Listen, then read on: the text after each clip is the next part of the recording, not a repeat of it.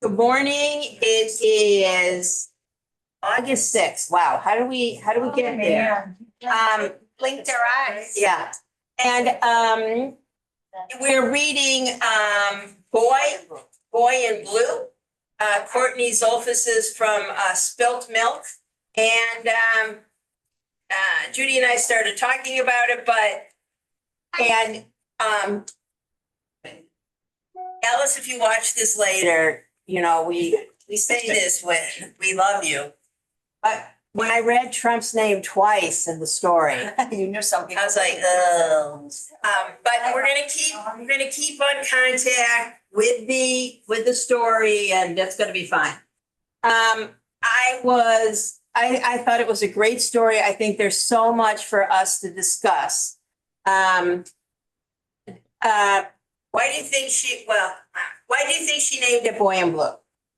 Because he was a boy scout. Yeah, please.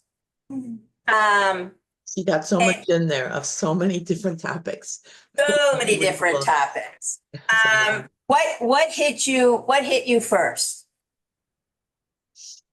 It was common. I mean, we could all relate. Our kids, when they were little, did something similar. So, and she being a liberal, it was a very relatable story to our lives, I'm assuming. I'll say straight off, I said to Judy, I was surprised that she told the story of how she had shoplifted enough so that it was Yeah, exactly. And my eyes, my mouth dropped open. I would never. All do that. Me too. Steal gum or something at the. I started to think about it. I did not, but I did. I'm sure I did. I was a rule follower. I'm sure. I don't think I shopped. But you didn't. You shoplift $200 worth. No. Gum was a nickel then. I probably grabbed a thing of gum. Exactly. No, I did not do that. Right. No. And Judy. Well, this was a very powerful story for me. My grandchildren are half Haitian and half white. And so for me, this was a very painful story. I had a really hard time with it because I struggle with this. And my daughter's planning on going to Jamaica for the holiday season. And I'm worried about her leaving the country and coming back in with two children that don't look Like her. like Trump's. Yeah. So it's scary for me. And so I found this a very difficult story. There was some very hard truths in it. And I also though thought when he immediately, like the next person they meet, my mom, shoplift, like they just repeat what they hear. He's a toddler. And Even a teen would. Why did she tell him? well, he asked, have you ever been I know, but arrested? she doesn't have to tell, she could say no. It's yeah, I was shocked that she told him. I don't think it was a good thing for her to do. Too much information for that age. Maybe. I don't know. I usually come down on the side of being, you should tell the truth. Elaine. I think some parents want to be honest with their children. Mhm. And I mean, my kids are of the age when drugs were very prevalent and they had struggled when their children were teenagers to share with them their marijuana things and stuff like that. And I don't really know what they ended up doing. But I think because she's a writer, she feels this honesty that she has to address every question. And then Judy. I sort of felt when he asked her this question, it was almost to me, he was, 3 or 4 at the time. Yeah. It almost was like a scene to me, like when kids are little and they ask you, where do babies come from? And you give them this whole, scientific explanation. And they thought, oh, I thought that they came from the hospital. I think that it could have been answered honestly or in an appropriate manner for that age. Yeah, that's what I said, too much info. Actually, what I was gonna say, Yeah. there is an appropriate way, but it wasn't age appropriate to tell him what you told him, in my opinion. I mean, she felt justified and she knows her children better than I do, but I think for that age child, they deserved a different answer. I It agree. could have been it could have been the truth. It just doesn't have to be. Yeah. I agree. You know, you get that experience with your first child. Only Tal, my daughter, said, "Where do babies come from?" And I went into the whole thing and she's like, "Ew," and, you know, and she goes, "I just wanted to know," you know. Then, but even they think it's too much information. They don't want to know anymore. Exactly. When you get so- Exactly. So, I also then had two boys, so I didn't have to go into it like that. Oh, nor did I. But, I thought she was courageous and obviously, I mean, I think you can see that she has a conflicted, she's conflicted about this whole topic. And, the question I have for you is, in what ways does the essay explore the idea of inherited beliefs or subconscious bias? Well, Ellen. okay, it's what we were talking about before, but it answers this. I think you have to ask yourself whether she, and I'm not sure I know the answer to it. Does she think the shoplifting was a mistake? Was she sorry?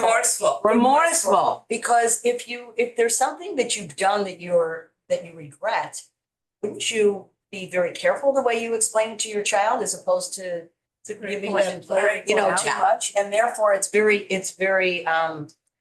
okay and admirable not to tell the truth in that situation. And we'd say I was tempted or whatever you want to say, but I mean, you're teaching maybe the wrong thing.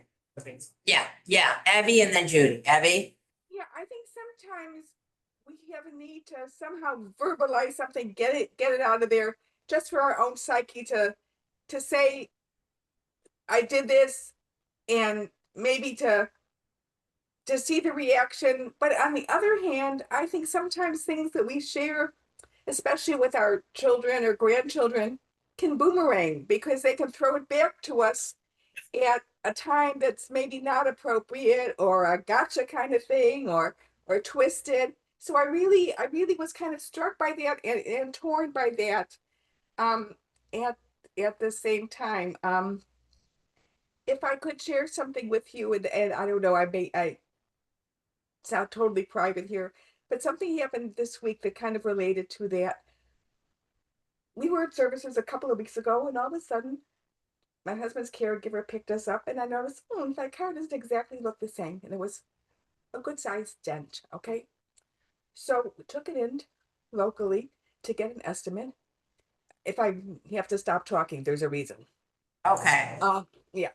So she went with me, and it was fine. She said, I can do a little bit better.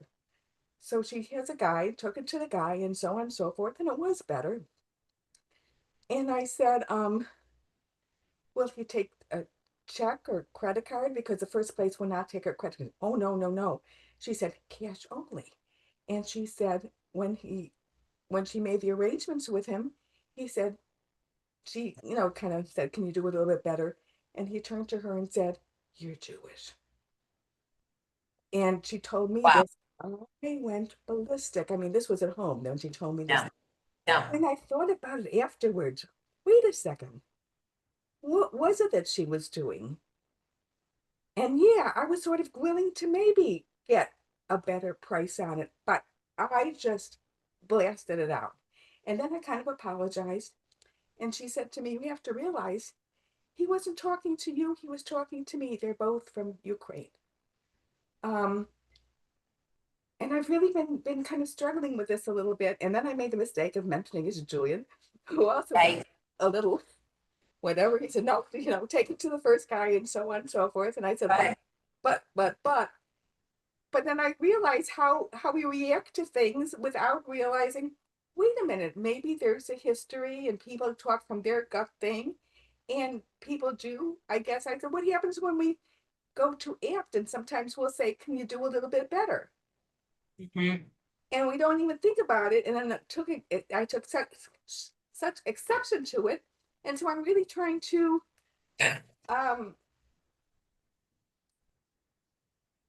to come to terms with the things that the principles that we think that we have and how they kind of boomerang on us. And sometimes they're not so clear cut.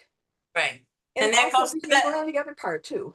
Right, it goes to the subconscious bias, you know, and people have subconscious biases about Jews as well as people of color and all of that. Judy. When I was in college, I took a sociology class that taught about deviant behavior. And prostitutes were in it. We discussed prostitutes and we discussed police. Mm. And it had never occurred to me when I was in college that they could be deviant. It was not something that was in my brain, that a policeman could be deviant. Yeah. And I took the class, I was fascinated by it. And as I've been out of college, I'm very painfully aware that it's possible and there are reasons behind it. One of the explanations was that there is a reason that someone becomes abusive. Oh, fine.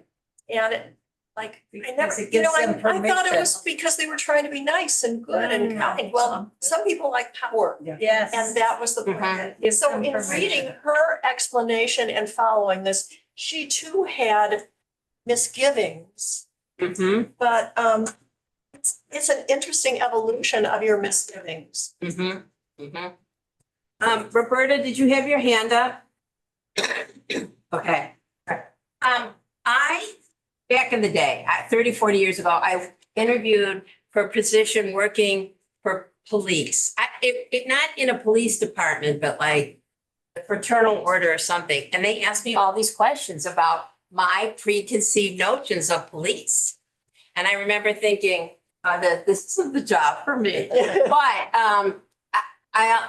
I've never forgotten that. Yes. I mean, I'm sure I interviewed for a lot of other places, but I just won't forget that. All right, I have another question here. What role does fear, personal, political, parental, play in this essay? And, you know, I will name it, you know, this was written during Trump 1, not Trump 2. Right, I figured that. Yeah, but, The copyright. exactly. But, you know, the fear, I mean, every week something happens that just, you know, has taken me aback. But what do you think? Elaine? I think that she is conflicted with her liberal ideas of not having a gun, of how to raise a child. I think that's what makes the story so readable and so acceptable to us. I think as a parent, we all struggle with what was the right thing to do. And in today's world, it's got to be horrible. Absolutely. I mean, everything is magnified. But I think that she is trying to do the right thing. And I think, again, that's why she said, you know, I did this, but it wasn't a good thing to do. And now I'm sorry that I did it. Right. And you know, the police are good guys. We don't live in the city. I don't live near a police station. I don't walk down the sidewalk and really see different people. So it's hard to relate to her story when she sees that. Yeah. Merle, unmute. She's so moving. I got you. Oh, wait. Thank you. There you go. Okay, my daughter is 53 years old and she lives in Chicago and she has a lovely apartment on Michigan Avenue. And she went to see my husband, who's a lawyer, to talk about some business matters. And the two of them were walking down Monroe. This just happened last week. They were walking down Monroe and Clark, and my daughter accidentally bumped into a man. And the man was around 30 years old, and he immediately pulled something out of his backpack and hit her in the head. Oh, my God. Oh, my gosh. This really happened. She fell to the ground. She Oh, my skinned, God. and he also hit my husband on the knee. And Oh, then my he started to walk away really fast, and my husband kind of followed him. And a family came and sat with my daughter, and they got a really good description of this man. And then they called the police. And the police came, and my husband said they were these two tiny people, these police, dressed in all kinds of gear, you know, he didn't even know how they could breathe. They had so much stuff on them. And they took the report and, you know, they were there to serve and protect. They were very kind and very helpful. And my daughter was okay. She didn't need to go to the hospital or anything. She's okay. But these were police who came to serve and protect two nice white people. And the perpetrator with the baton was a black person. And so it was, you know, if the black person had been there, I don't know what they would have done to him, because we've been seeing what's going on television in Florida, that horrible thing with the man who he didn't have his lights on. So it's very confusing for people to know, what is the image of police now? Right, right. I mean, they were very kind to my husband and my daughter, though. And Mhm. They catch the guy? Did they very catch, confusing. for they people. caught the guy? Did they catch the guy? Didn't catch the guy, but they were going to look at cameras from the buildings around there. If they could. That's what I was gonna say. The one thing we have discovered, mainly from watching TV, but you're always on a camera. And in Israel, you are for sure always on a camera. Always, always, always. Too. Yeah, I'm sure any big city, which is why I'm sure Chicago, you know, all these cameras, you can go back and look and see what the what. But look at our guy who's sitting, our security guy. He's in a flat jacket. He has a weapon. And when I came in today or yesterday, I'm like, keep the second door open so you get some air conditioning. Like, he's got to be hot as hell in Right. that whole get up. And, you know, we appreciate, and we've asked for that, that they're armed and they have a flak jacket and all of that. But, you know, and it's less secure to have that door open, but it's there. It's, you know, and that it's the nice thing to do, that he, you know, should be comfortable a little bit. He's here all day. But I know that I'm, you know, projecting that if I had to do that, I'd be bored out of my skull. Like, you can't sit and read. You gotta, Judy. Really, was impressed with the last, 2-3 sentences of the story. To have come to ultimately to the conclusion of her child is really too young to know the truth about these things. Yeah. But then it says to the greater audience, we were all that naive at one time, and look how we've changed. Yeah. It's that South Pacific song. You have to be carefully taught. You have to be taught. Dramatic play experts say helps children understand the power of language. We've yet to correct him. In Leo's linguistic reality, freedom rules. Nobody suffers. Everyone is equal. Everyone is blameless. So We started out with that. yes, We all did. yeah, and until you're taught Until you're not not. to. Yeah. Not to. And so to me, for her to synthesize both the story and the message she was trying to give, that was a really powerful ending, I thought. Roberta, I'm going to unmute you. Okay, Go ahead. I think it's interesting. We're all saying until you're taught. But I think if we think of the other individuals in this world, we have to say until they experience. Because I think we're taught at certain ages about the world and the situation, but I think they're taught by experience the realities that they have to face that we might not have to face. And I think that's different. It always takes me a few minutes to see both sides of a situation with the police from an ethnic perspective and my perspective, because it's usually not the same. And it takes me a few minutes, but I always try to think of it from their perspective and why they react the way they do, or think about the police or whatever. I think that's important note. Merle. I think most children have a really positive image of police as heroes. And that's why this little boy wanted to be one, because his attitude was, like he said to his mother, you robbed, I saw you, you're arrested, here are the handcuffs, because that's what police do. They take the criminals away to protect you. But as we get older and we have actual personal interactions with police, we could change our mind. I once had to call the police because there was a dog. My neighbor's dog was bothering the cable guy who was trying to fix our cable outside.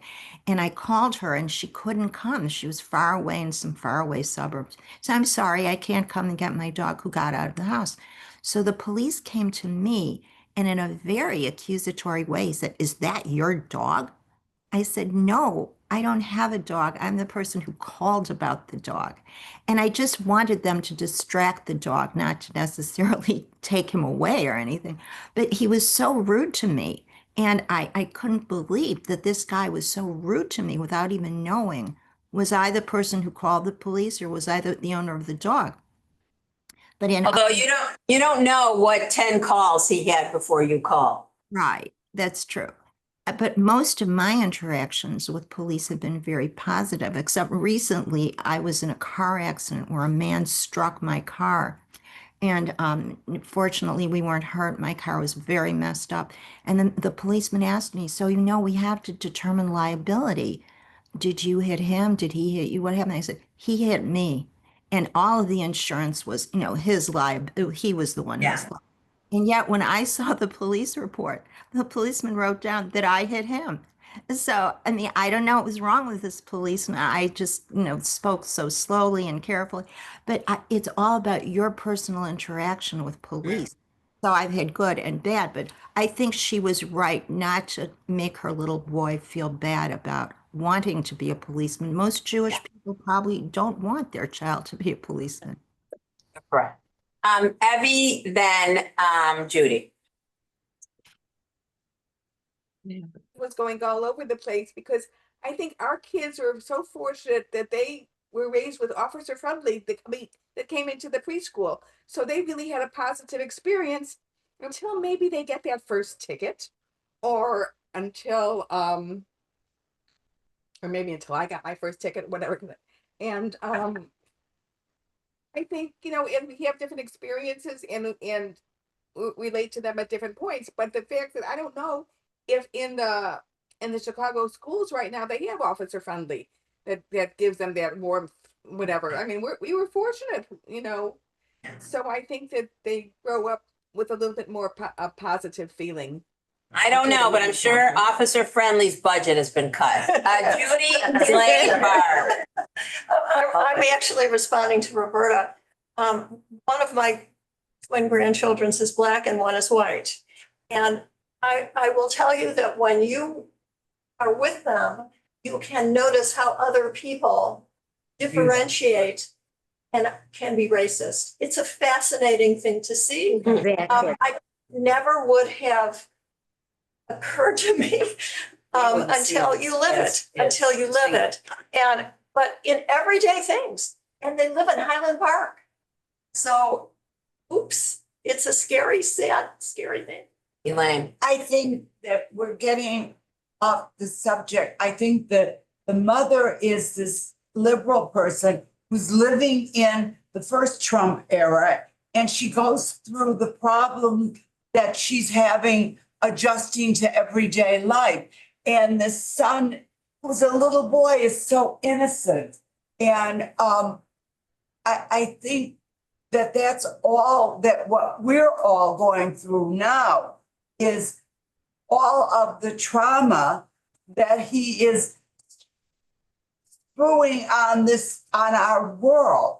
And we don't know how to react and we don't know how to talk. And so what we've done is we don't talk to other people who might be pro-Trump. We only associate with ourselves. And I think that that's a mistake.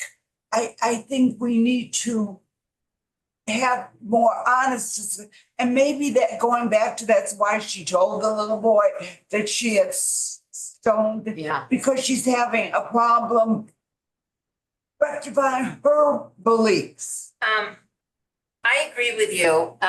Jim Kenny, who is coming back in September virtually, he's fantastic. Fantastic. Thank you. The last time we had him, and it was my sister who asked, you know, should I be talking? She lives in Missouri. Should I be talking to the, you know, the other? And he said, and of course I respect him so much, he goes, don't waste your breath.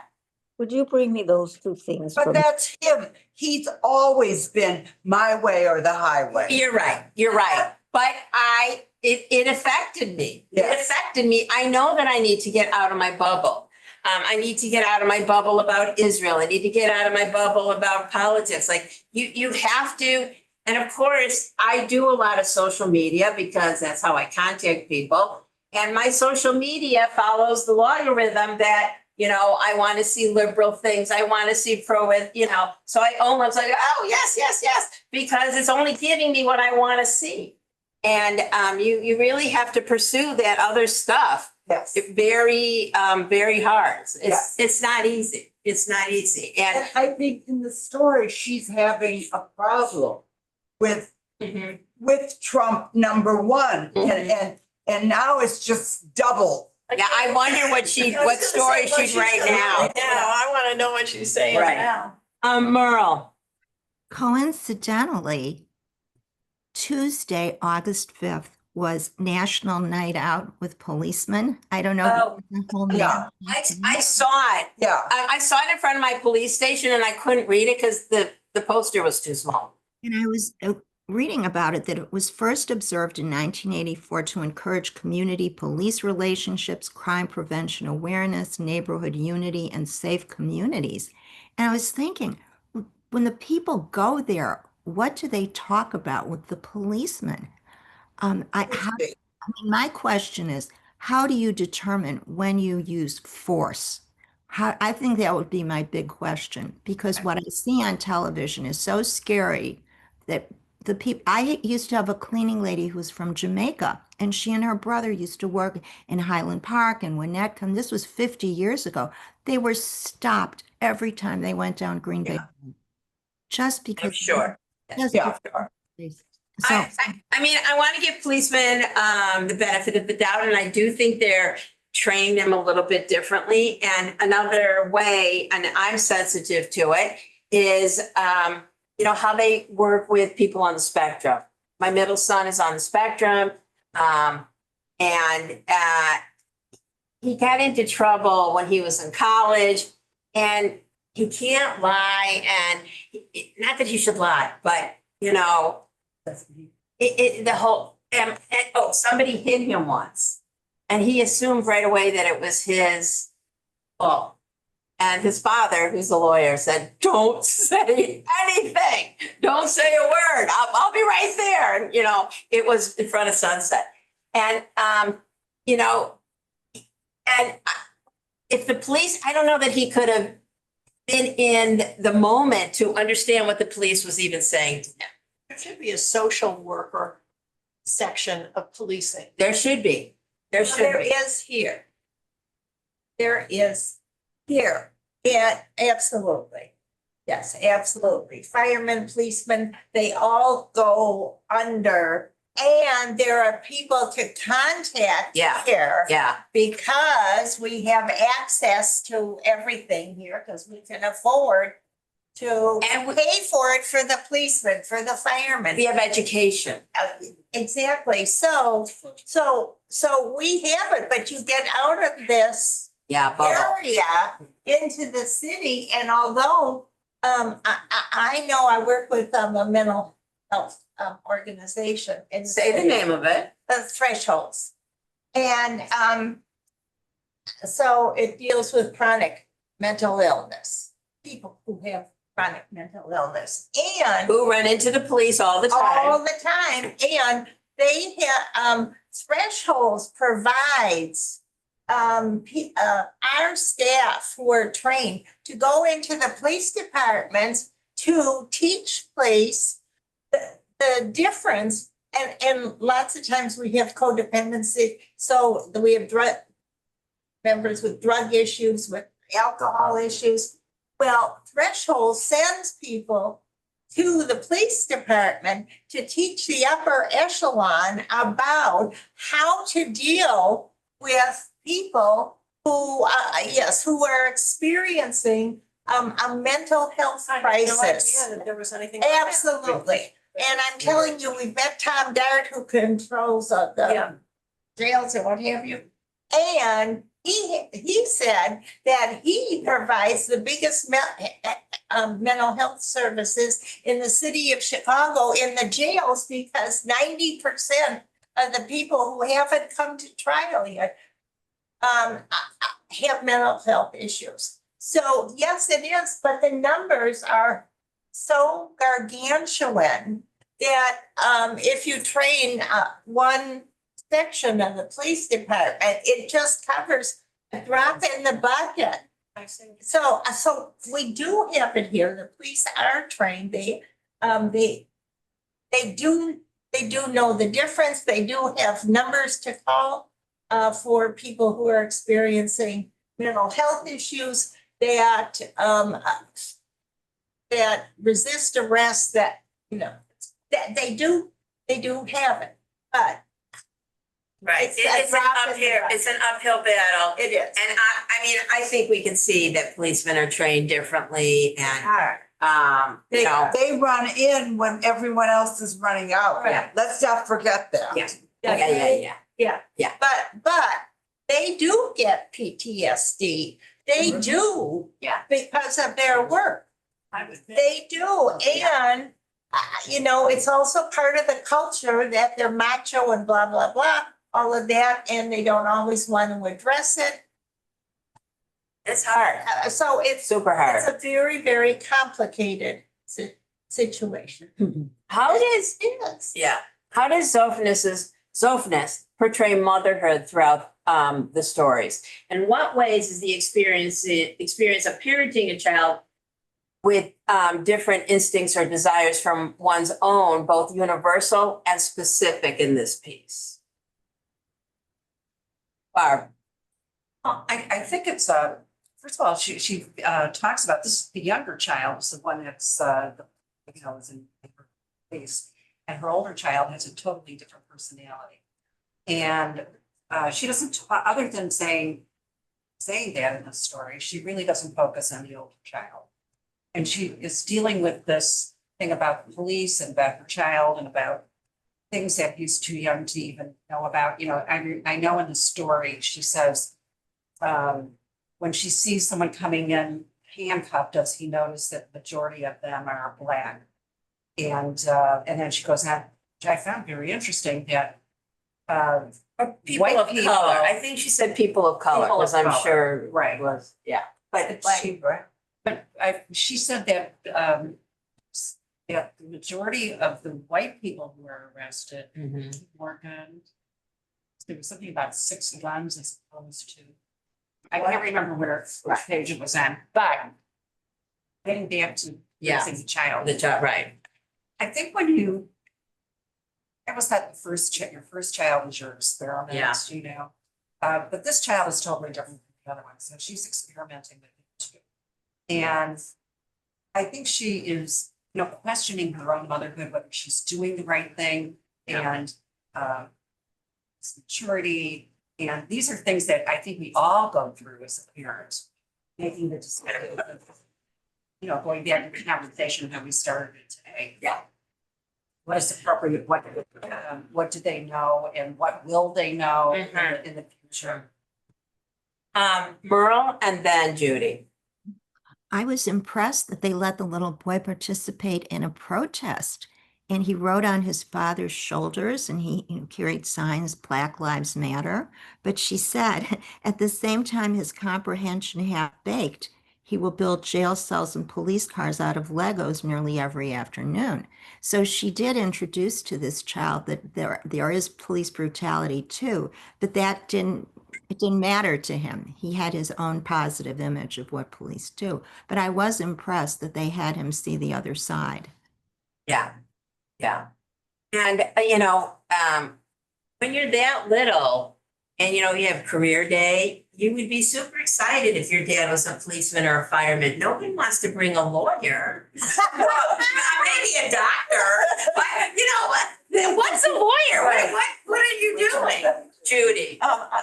To speak to what kind of mother she is, on page 137, the chapter that starts with what else wasn't obvious and ends up with, well, their mother waits for them to grow up. I think that's her explanation of the kind of mother she is, what she's hoping for, what she's seen. I think that was really one of the most important. Yeah. I agree. Elaine? I think that as a parent, I think you throw all of the alphabet at your child and hope that some of it sticks. Yeah. I think she has good instinct, Mhm. but the little boy's a little boy and they want to play with guns and they want to play with cars. And I think maybe they grow out of it and the oldest son has seemed to be okay. Yeah. But I think you go to this and you throw it at the child and you hope that something will stick. And I think that's, again, the commonality of the story, that we're all, yes, she's a liberal, yes, she's against all of it, but he's a little boy. Yeah. I had a friend with two little boys and she goes, she wouldn't let them have guns or anything. She goes, but they made, out of a stick, a gun, a Yeah. sword. Yeah. Like you can't, you just Yes. No matter what. fight City Hall on that one. And I guess you can be,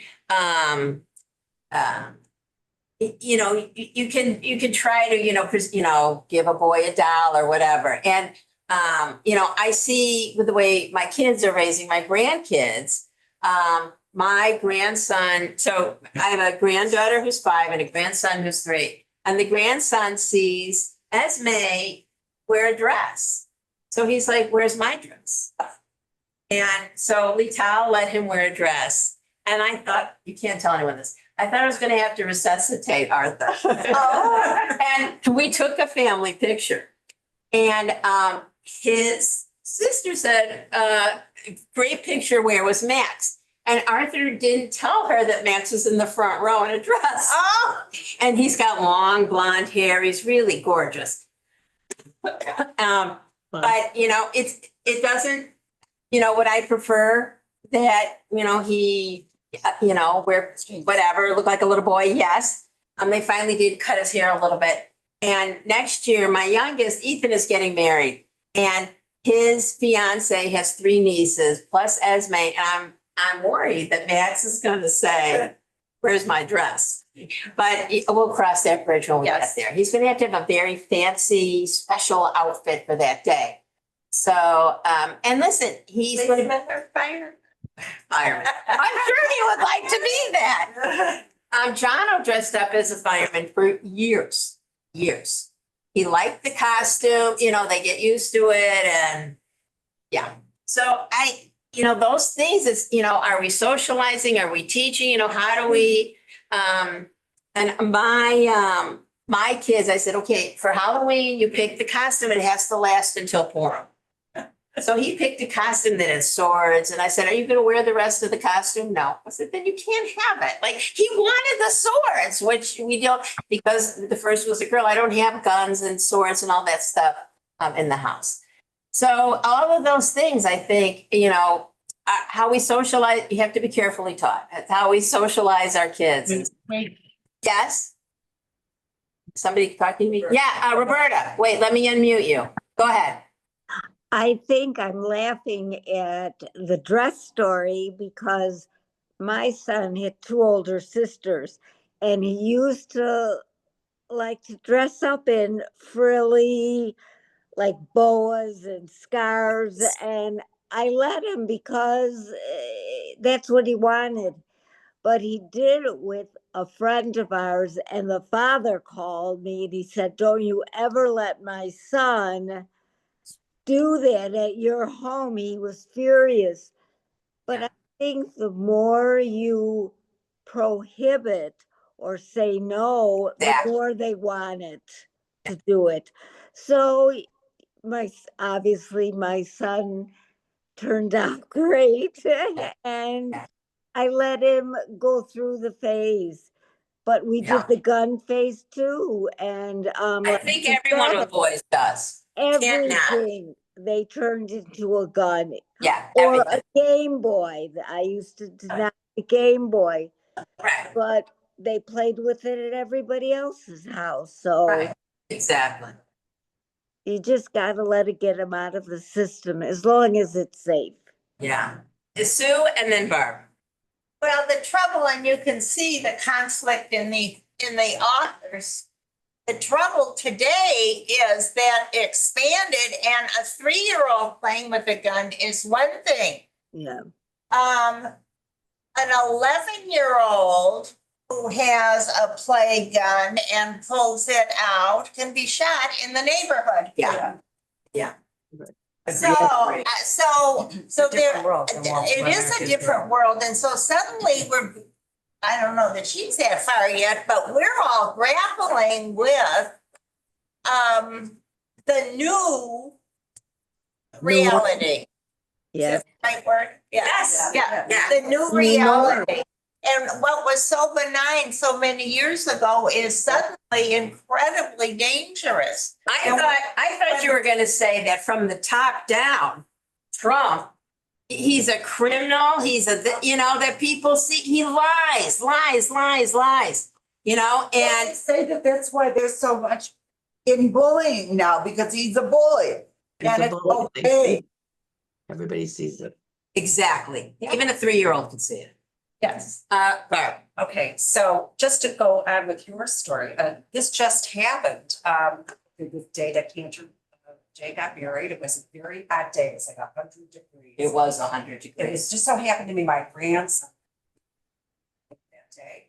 And he had his birthday party, he had the game truck, but it was so hot that my son Mitch set up a sprinkler and they had squirt guns and all of that. So after they were done with the game truck, they were all out having a water pistol fight. And they were having a great time and it was so hot, it was perfect for them. And a police car drove by the house and stopped and no, it was good? this was a good experience. Okay, so this police car drove by and the cop got on him and he came to see the boys. And this was like the kids don't even talk about the game truck. This was like the highlight of the party. Yeah. The policeman said to them, okay, guys, come on, bring your squirt guns. He says, I'm gonna let you do something and you can only do it this time and you can never do it again. You can have a squirt gun fight with me, you can just soak me. And when I tell you to stop, you have to stop. They thought this was amazing. They'll never Amazing. forget it. They'll never Wait forget it. to hear what he said. So he did it and he probably tried in 5 minutes. He probably happened to, Yeah. let the kids get in the back of the car. He told them all about the stuff. And finally he says, okay, come here. I want to tell you something. He said, you guys all have these great, fabulous squirt guns and they're all different colors. And it's okay to play with a toy gun, but it's not okay if you ever buy a toy gun that looks like a gun. Because if you are a policeman, we cannot, if someone pulls something out like that, we can't tell the difference and someone could get hurt. I thought it was such a great Yeah. afternoon. Yeah. They should invite the Yeah. police to come to birthday parties. Yeah. It was just it happened by chance. They'll And it was so perfect for all the kids. never forget it. Never, yeah. And one other thing I wanted to Yeah. mention too, if within our bubble here, most of our kids see the cops as the good guys. If you are living in the inner city and you are raising an African-American child and you see people go with drive-by shootings and the violence that they have in some of these neighborhoods, you have a different perspective of what you see and what you might tell your child. And that child is probably going to grow up with a different perspective on things. Yeah, I agree. Elaine. I think that even if you live in the city, you have a different perspective of life. Yes. I mean, I have friends who have raised their children in the city, and the kids are they're totally different Yeah. than our little angels who live out here. I mean, you know, they ride the subway, they take the buses, they see different people. I remember bringing my grandchildren into the city, and they held onto my hands like, oh my God, somebody's gonna come and get me, because there were different people, there were different smells, and you just, it's a totally different world. I mean, I come in at night now and I live alone now, and I'm in at 10, 11 o'clock. I don't think, oh, if I I'm gonna be in danger. I'm going from Northbrook to Highland Park. Who's gonna bother me? You know, in the city, you would think twice about. I have friends who don't go out at night anymore. Yeah. So the whole perspective is different, and through your lenses, you begin to see things differently and change, even though you don't want to. You do. Yeah. Lee Tal lived in Anacostia, which she was the only white person on the block. And I saw a man of color, and he was up the utilities pole, and you could see he was trying to hook in, I don't know, his internet or something. And I said to Lee Tal, call the police. And she's like, Mom. Exactly, Jane. No, you do not. And I had to start rethinking. Now, they had a camera, a ring or something, because their packages were being stolen. And so not only could they look at it, but she knew it was a kid in the neighborhood, you know? And, you know, they're getting these, I don't know what, you know, like something this kid could not use. So you really have to just adjust. And it's a different perspective. I did see something in social media where these policemen kept, or I don't know, arresting, but this kid kept breaking into a sports club, and he bought him a membership.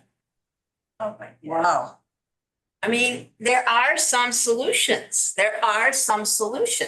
Do they take money? Yes. But there are some ways that, you know, we could, and I've heard Denzel Washington talk about the boys club, and those, I don't think that exists. I don't know, it might. It's just sad. Right here. How does Zoffness's tone influence your reading of the essay? Story. Is she judgmental, empathetic, uncertain? Uncertain. Uncertain. Okay. All right. Okay. And how does that? Why do you say that? Why was uncertain your response? There's nothing black and white. What else? But she's fighting with her liberal ideas, and the little boy, he's too young to have those ideas, but she's imagining that he's gonna grow up with a gun or something. And internally, she's fighting it, and that's what we've all done as parents. We think, I mean, we try to give them the right idea, but sometimes you go overboard. And I think in today's world, the kids are insane with their little babies. Yeah. I mean, they're so pure, and so they can't do anything. Mhm. You know, play outside because it's dangerous or whatever. So I think you always second guess, or I always second guess myself. Yeah. I mean, the other thing, and, you know, again, I have a friend, row C, you know, my kids parent very differently. You know, they sit and rationalize. Max is 3. Yeah. How much can you rationalize him? He's 3. And I know, you know, I had a different way of parenting. I think my kids all came out okay. But they may disagree on that. Although I think my son-in-law said, you know, well, we need to give them something to talk about in therapy. So it's, it's very hard sometimes, but my daughter does have firm limits. And she's gone out with friends and she'll say, Esme, had a breakdown. I said, yeah, you're the only parent who said no. That's why kids have, when you go up against them, and she's strong-willed, Esme. I wonder where she gets that. But so it's a constant tug. Merle. Wait. And go. I felt that her tone at the end was a tone of resignation. Like she really tried hard, but Yeah. somehow she couldn't get it across. And Yeah. he had his own image of the police. And it reminded me a little bit. I saw a play in Minnesota. I went to visit my grandchildren in Minnesota, and my grandson is going to be 12. He was in a play called 13. And it was not with a Jewish group. It was like a theater camp. It was not a Jewish theater camp. In fact, he was one of the only Jewish people in the play. But it's about a Jewish boy from New York who moves to Indiana. And the boy is faced with the fact that he's about to have a bar mitzvah and he wants to have this party. He doesn't know enough people. So he gets to be friends with the most popular boy in the school, who turns out to be a horrible dictator. And he tells the bar mitzvah boy, I will bring my whole group of friends to your party if you don't invite these certain two people. And those certain two people are his favorite new friends that he met in Indiana. And so he goes through this terrible moral dilemma. And then the end of the story is he chooses his friends, has a smaller bar mitzvah party, and is very happy with it. At the end, he says, my name is Evan, and I'm 13, and this is the beginning of my life. It always makes me cry. I mean, the story. Yeah, we should be showing that in downtown Highland Park. Sometimes what you need is a play or a story to teach a young child. And I don't know that there exists anything like that. Hairspray. Hairspray was just, we brought my grandson to see it. It was about a girl who's overweight, and yet she handles it beautifully. He is overweight and not handling it so beautifully. And it's about People of color. Yeah, integration to the dance thing. And he was blown away by Hairspray. And that was at the high school. By Larry Mason's Uptown Theater, Jane. All the kids, Larry Mason. but all the kids in regular school now have these drills. Oh, yeah, What do you do if there's an active shooting? Yeah. You're locked in the room. Mhm. And the teachers, and they have it every Right. so often, the drills. Listen, You stay over in a corner. right, Out of sight. right. The July 4th shooting, the kids knew what to do, the parents didn't. Right. Because they had been in all these active shooter drills. My granddaughter goes through a heavy training. She's a She's teacher, a teacher. and you don't hide under the No, desk anymore. please. Evie. Oh, no, I didn't have my hand up. Okay, I'll put your hand back on. Okey doke. I have one more question.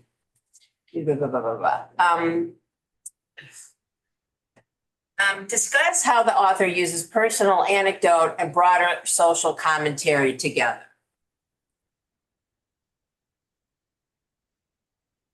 Story. Feeling. Yes, feeling, right. And she brought in Trump. Brought in Trump. I gotta try to find her email because, I wonder if she looks back at this and think it's, oh, I didn't even know what was gonna happen and. Still naive. Yeah, still naive. Her kids were little, what they're, how does she deal with older kids and Trump? And I think, Elaine, what you said is that, we have to get out of our bubble and talk to people, but when do you draw a line in the sand, when you're homophobic, when you're anti-Semitic, I'm not sure. It's important to, not to shout at each other, but to get back to have a conversation. I don't really do that myself. And I don't have many friends that do not agree with me. And we sit around and we don't talk about, but we sort of nod our heads like, oh, well, you know what he did today. Yeah, and everybody nods, and then that's the end of it. But I remember years ago, I used to do dinner parties. And everybody would have a couple glasses of wine and we would have a heated discussion about LBJ or somebody. I'm going back that far. And everybody. I bet you had good dinner parties. Yes. And everybody would leave as friends. They would be shouting across the table. Then at coffee and dessert, everybody would calm down and nowadays you can't do that. I agree with you, Judy. But I might have said this before, talking about how children react to the shootings. For the July 4th shooting, my family was there. And we went back to my daughter's house and we were with 6 other families. And the adults were mostly in the house watching the TV. And we sent the kids to the backyard. She has a pool. There was a lot of things for them to do. But my one grandson was very affected by it. And I walked outside and I said to him, there'll be consequences. This person will get caught and there'll be consequences. And he turned to me and he said, Grandma, there are no consequences for Trump. And that was Wow. 4 years ago. Wow. So they know, they're aware and they're watching. And I am horrified that Republicans think that emulating and praising a rapist, felon, liar, bully isn't, their kids are, it's gonna be them. Yep, Their kids, their kids will turn them in. Judy, how old is your grandson? they're 14. 14, so when it happened, I was blown away because we never discussed politics with them, never. But they hear people. But They hear, they're aware they hear, and they know, they hear. and I'm very concerned about what is going to happen to the children. And then you take away their vaccines and then you take away. Yeah, I mean, it's like crazy. But on a positive note, first of all, Friday night is Pet Shabbat. We had to take the tent down because we're gonna repave the parking lot. And on Sunday, Cantor J, with help from Rabbi, is gonna talk about Lou Reed. That should be a He's a musician, he's done songs that you've heard. I think I told you last time my husband had the temerity to doubt me. He goes, well, you should have picked someone Jewish. I go, he's Jewish. So anyway, it should be a fun Lox and Bagels, 9:30, program at 10. So I hope we see you all there. And we meet again. We have 4 more stories. So I'm beginning my look for a new book. And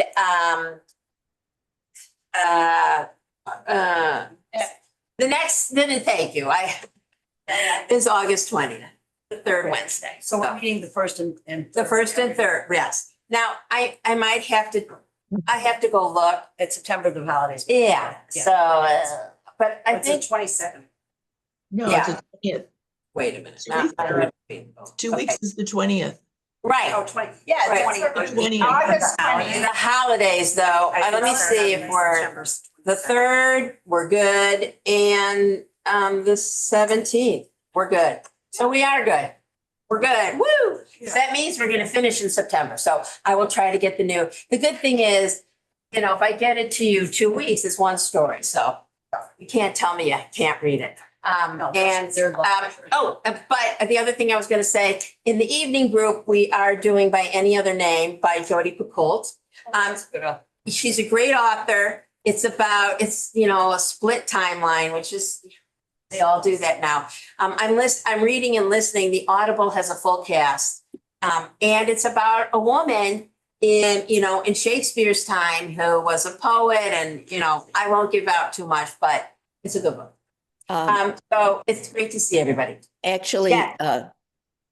I'm reading it now Yeah. and I'm about halfway through. I think it's a fabulous book. It is. Thank you, Sue. I'm just loving it. Yeah, I am too. And she was really a person, this Amelia. Yeah, I have to do my research before book group, but Yeah, I'll get I all. looked it all up. And Yeah, you she's- did. When's the book group? it's The a great book group is August 21st. It's the day after Short Story at night on Zoom. Yay, it's good seeing everyone. See everybody this weekend. Pet Shabbat.